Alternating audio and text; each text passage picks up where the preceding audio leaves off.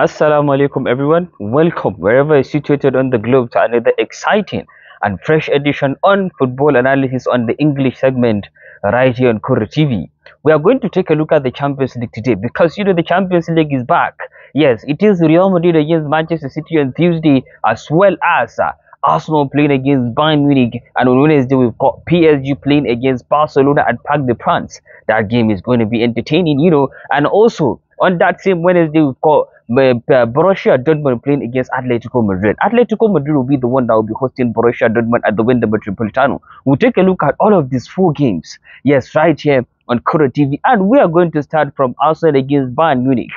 This game is going to be an entertaining one because Arsenal feel like right now it is their chance in the Champions League to have one over Bayern Munich, because over the course of the years, I cannot remember the last time that I saw Arsenal beat Bayern Munich over the course of those two legs. Maybe in the first leg playing at the Emirates Stadium, or maybe in the second leg at the Emirates Stadium where Arsenal find their groove and then go ahead and beat Bayern Munich. But this time around, I think it is a different tie, a different game. I don't expect Arsenal to lose this one over the course of the two legs by 10 goals to nil. This is never going to be possible. This is Mikel Arteta's side because there is so much improvement in it. From where Mikel Arteta came on and took Arsenal to where they are right now, they have gone places. You can never deny that, because this is the first time that Arsenal are into the Champions League quarterfinals since the 09-010 season. That is the 2009-2010 season. We are talking about like 14 years that Arsenal are into the quarterfinals of the Champions League. So Arteta's side have improved, to be honest with you, and especially from the turn of the year to now, from the start of 2024 to now that I am talking with you,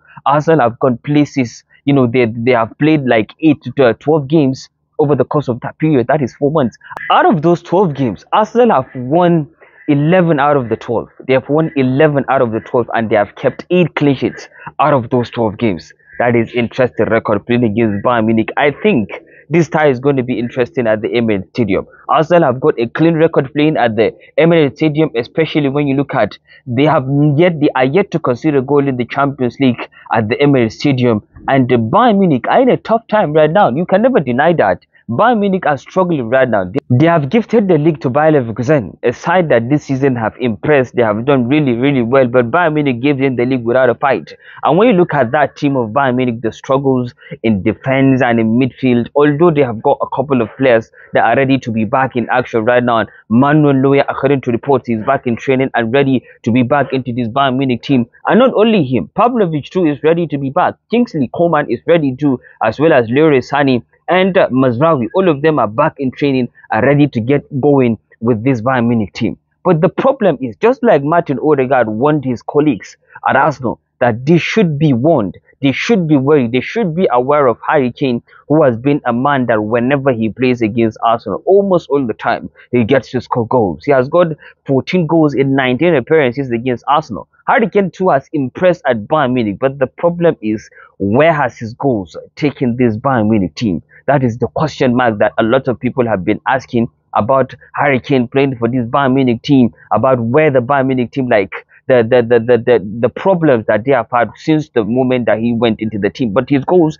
has been guaranteed. The problem has been in other departments in the team, especially defensively, and that is where Bayern Munich have been conceding, and Manuel Neuer have been, struggling with injuries in and out of the team, not consistently playing. I think that has also contributed to the form of Bayern Munich. And in midfield too, Pavlovic, that guy, I've watched him against Lazio in the Champions League, and I am a little bit impressed with the way the guy, I see how calm he is, his passing accuracy, and the way he plays. I think there is something good about the boy. But we'll wait to see in this time. Bayern Munich will be going to the Emirates Stadium without a single fan, and Arsenal have taken massive measures not to allow any Bayern Munich fan into that Emirates Stadium, because they have made it clear that any Arsenal fan that sold his ticket to any Bayern Munich fan is going to face a lifetime ban from the Emirates. So that is the problem that Bayern Munich are going to face in this one, because of the fans, that their fans created a problem between them and the Lazio fans, and their punishment is that no Bayern Munich fan will be in attendance against Arsenal.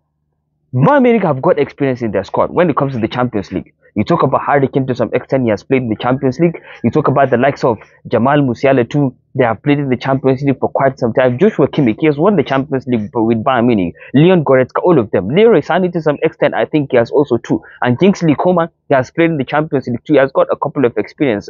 David Upamecano, all of them. Manuel Neuer, they have got experience, massive experience in the team. And Alphonso Davies over the course of the years. You can say, yes, they have the experience in them, but the form is not favoring them at all. That is where my problem is with Bayern Munich. But sometimes, in these big stages, you just can't see. The big boys can step up, shine, and take their team to the next level. And with Arsenal, you can look at a set of young boys with a young coach trying to come up. You consider Mikel Arteta's age, you consider the age of the players that have been playing for Arsenal since when Mikel Arteta took over. You see that all of them are young.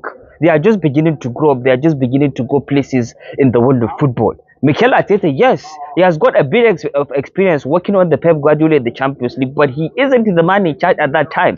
Pep Guardiola makes those decisions by himself. So this time, he's the one that's going to make those decisions. And that is where the problem is going to be with me with this Arsenal team. Martin Odegaard, yes, you can see he has played a couple of games with Real Madrid in the Champions League, but at Arsenal, that is where he has taken his claim in the team. And Martinelli, where has he played Champions League football? Bukayo Saka, this is the first time, all of them, that they have been involved in such kind of a big competition in Europe. And then you look at William Saliba, he has got his days right there playing for Marseille. But right now, it's not Marseille, it is Arsenal. Gabriel Magalhaes, I doubt if he has ever played in the Champions League. This is the first time. Benjamin White too, as well as maybe Jacob Kiwior. But Zinchenko, you can say Zinchenko, you can say Jorginho, you can talk about Gabriel Jesus. All of them have played in the Champions League with their respective teams back in the days when they were playing for City and Chelsea. But right now, it is an entirely a different ball game. If Arsenal are going to lose this one, it's going to be in the second leg when they play at the Allianz Arena. But at the Emirates, I see they have a very big and massive chance to take a huge lead into the second leg of this time. We wait to see what is happening, what is going to happen in this game. We wait to see what is going to happen. But I've got full confidence that Arsenal will have a big say in this one, and at the end of the day, they might even win over the course of the two legs. But looking at the first leg, I think I can even look at it and say Arsenal will go home with the points. I can tell you that we'll go home with the win. We'll go home with the lead. We'll go into the second leg with a good lead, I think, against Bayern Munich. That is what I can see in this tie between them and Bayern Munich at the Emirates Stadium at exactly 8 p.m. on Tuesday night. And the big one, yes, let's talk about the big one. Real Madrid against Manchester City, the defending champions, going head to head with the European. You know, when you talk about the Champions League, you have to talk about Real Madrid, talking of the European giants. The Champions League almost always is where they love to perform. So playing against Manchester City in this one is going to be entertaining, is going to be massive, and is going to be fruitful. Yeah, exactly. This game is going to be entertaining, to be honest with you. When you look at the caliber of players that are going to be involved, big boys are going to play against each other. Vinicius Junior, Jude Bellingham playing against the likes of Kevin De Bruyne and Erling Haaland in this tie is going to be interesting, to be honest with you. But let's look at the tie holistically. Yes, Real Madrid are the ones at home this time. The main problem for this Real Madrid team over the course of the weeks, from the last game they played in the Spanish La Liga to now, has been who is going to pair Antonio Rudiger at the heart of Real Madrid's defense. There have been question marks about Antonio Rudiger. There have been question marks about who is going to pair Antonio Rudiger at the center of that Real Madrid defense, because when you look at it, you say that Nacho has not been the guy that has been convincing over the course of the weeks that has been playing for this Real Madrid team. And then some Real Madrid fans will tell you Aurelien Tchouameni should be the guy pairing him. But there are speculations that Aurelien Tchouameni too will be sitting on the bench because Carlo Ancelotti doesn't prefer to see him play in that pivot role in that Real Madrid team, playing in this first leg at the Santiago Bernabeu against Manchester City. But funny enough, Aurelien Tchouameni is the only guy that is yet to be beaten with Real Madrid when a game that he starts. Whenever he starts, Real Madrid almost always wins, or at the end of the day go home with a draw, but they always avoid a beating against wherever they play with Aurelien Tchouameni in the team. I think it's a no-brainer to tell me that this guy is going to sit on the bench. He has to start. He has to start. Is it in midfield or in defense? Wherever it is, Carlo Ancelotti has to start Aurelien Tchouameni. And in attack, Real Madrid have got excellent players. I don't want to waste my energy to talk about Real Madrid team in the Champions League, because my word, this is a team that you cannot even predict what they are going to do until the last whistle is blown over the course of the two legs. That is when you say it's over for Real Madrid, it is over. But Real Madrid can surprise you, they can disappoint you, they can do whatever it takes to win games in the Champions League. I can't remember the last time they played against Manchester City, the season that they won the Champions League. I think it is the 21-22 season, where it almost went into the 90th minute. City were leading by a goal to at the Bernabeu. Rodrigo scored 2 goals before you know it, and then we've got an extra time. Real Madrid went ahead to win the game by 6 goals to 5, if I'm mistaken, on aggregate. So this game is going to be seriously unpredictable, unimaginable till we'll see what is going to happen. You can imagine whatever it is that you can imagine from wherever you are, but at the end of the day, the tie is, we just have to wait and see what is going to happen. Nobody can beat his chest and say that at the end of the day, they'll go home with the win. Whatever happens there, and then wait to see what is going to happen in the second leg. But you can never doubt the quality in that Real Madrid midfield, the quality in City's midfield, the quality in both of their attacks. Real Madrid have got Vinicius Junior and Rodrigo playing too, as well as to some extent to Brahim Diaz, who is going to come in. And then you have got Jude Bellingham, Toni Kroos, Federico Valverde at the center of the park, Tchouameni or Camavinga, whoever starts. Real Madrid are stocked in those two areas. In defense, central defense especially, that is where the problem is going to be for Real Madrid. But wait to see who Carlo Ancelotti is going to select to play with Antonio Rudiger at the center of defense. And with City, the only problem for them is just the goalkeeper selection headache, because Pep Guardiola has been talking about Stefan Ortega, how impressed he is with him, but Edison is back. He is yet to decide who is going to start in this game against Real Madrid. He said Edison has lacked a little bit of match rhythm because he has been out for a couple of weeks. Yes, agreed, but your number one is always going to be your number one. Stefan Ortega is impressed over the course of the week start, or when this guy is not available, Edison. But wait to see what is going to happen in this one. To me, I think it's better we just keep quiet, sit tight and wait for Tuesday and see what Real Madrid are going to offer in this tie, what City are going to bring into this tie. Erling Haaland is ready. Kevin De Bruyne is ready after those 2 goals against Crystal Palace. Those 2 bangers he scored against Crystal Palace. My word, just look at the second goal that Kevin De Bruyne scored in that tie. Oh my God, that is scintillating, I'm telling you. And for the team news too, Kyle Walker is out of that traveling squad, as well as Nathan Ake. But John Stones is back, as we have seen. City, that is where their problem is going to be. They've got defensive limitations, or should I say defensive gaps in the team. Real Madrid can easily exploit that with their firepower in attack, with the pace that they have got in attack with Vinicius Junior and Rodrigo playing. But wait to see what is going to happen in this one. To be honest, we have to wait and see what teams will offer when they get to play each other on Tuesday. Yes, we want to see what is going to happen in this one. And so, let's look at Wednesday's games right now. Barcelona will be in action at the Parc des Princes. My word, I'm already licking my lips because this tie is going to be interesting, to be honest with you. Kylian Mbappe against Barcelona has been one of the games where I expect him to turn up and score goals and win games. But PSG are sitting comfortably on top of that league and table right now, 10 points clear. They don't even have any problem with that. They are comfortable sitting right there. The main focus has been the Champions League, and it's like Kylian Mbappe is a bit motivated because this is his last season with the team. He wants to bring that crucial Champions League trophy they've been waiting for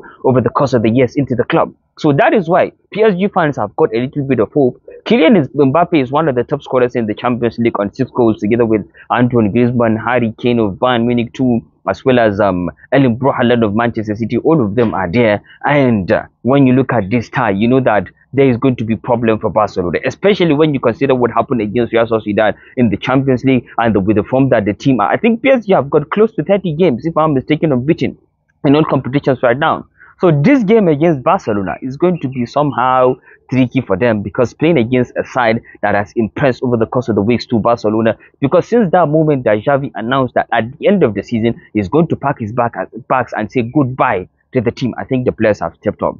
They have played 11 games and they are unbeaten right from that moment up to now. That has boosted the confidence in the players. Maybe at the end of the season, Xavi might say, okay, I'm going to stay. And then mid-season next season, he'll say, I'm going to depart. And the players will step up and perform. And at the end of the season, he'll also say he's going to depart. Maybe that is going to be the only motivation that you can give those Barcelona players to start performing continuously like they are doing right now. But this tie, when you look at it holistically, you know that it's going to be interesting and it's going to be fabulous, because Barcelona have got players too in the team. I think over the course of the weeks, my boy Lamine Yamal has stepped up. He has performed very, very well, and that has given Barcelona so much hope going forward into this Champions League game with City and with PSG at the Parc des Princes.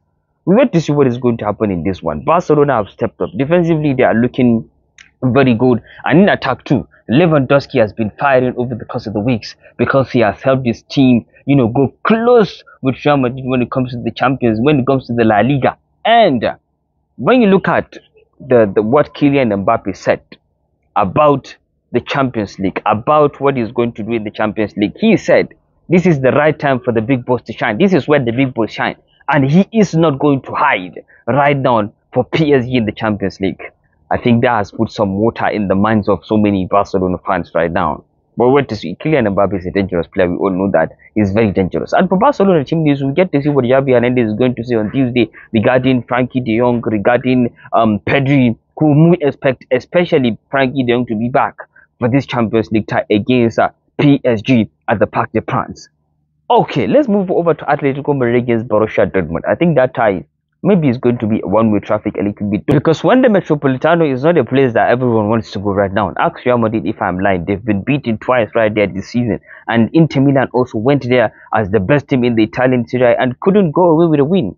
I think Atletico Madrid are unbeaten in so many games in that. I think they only lost 2 from the moment that the stadium was unveiled to now. From the moment they started playing in the stadium to now. So I think they have a big chance of winning this one. But the problem is when they go to Signal Iduna Park against the Yellow Wall. That is where their problem is going to be. You wait to see what is going to happen in these games. Real Madrid against Manchester City, Bayern Munich against Arsenal on Tuesday. On Wednesday, we've got Barcelona playing against PSG, Paris Saint-Germain, and Atletico Madrid too, traveling to Madrid to play against Atletico Madrid. We wait to see what is going to happen in the Champions League.